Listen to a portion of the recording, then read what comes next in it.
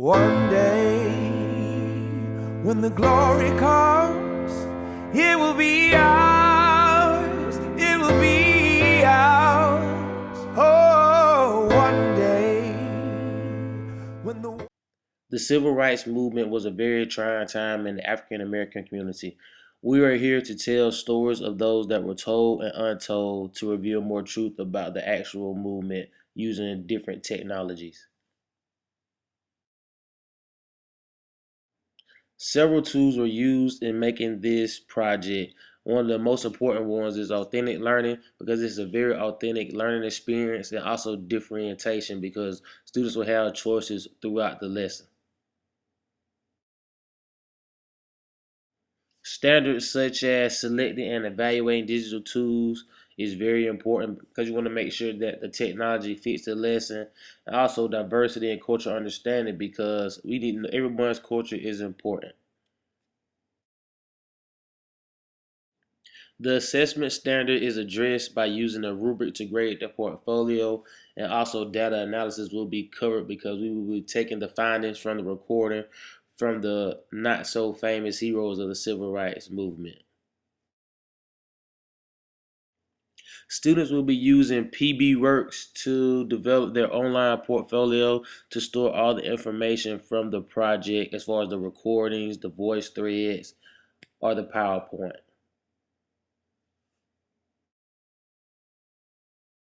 VoiceThread is one of the many tools that students will use while doing this project. VoiceThreads allows you to use pictures and use your own voice to give a narration about the picture.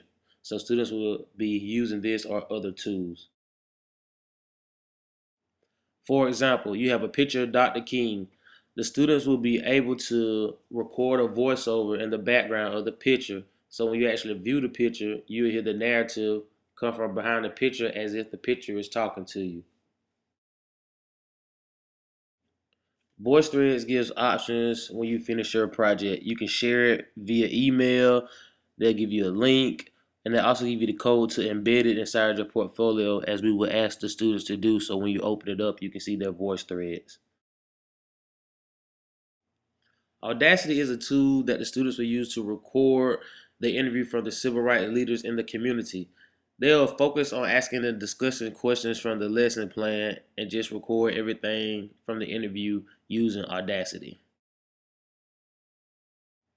Audacity is a very simple tool to use. Basically, all you have to do is hit the record button because I'm pretty sure your laptop will have a recording device, and as long as you have room to save it, you'll be fine as far as the interview goes. Audacity also has various ways where you can export your project to. You can export it as a basic MP3, or you can use it to upload it to a YouTube audio file where you can use it with your project.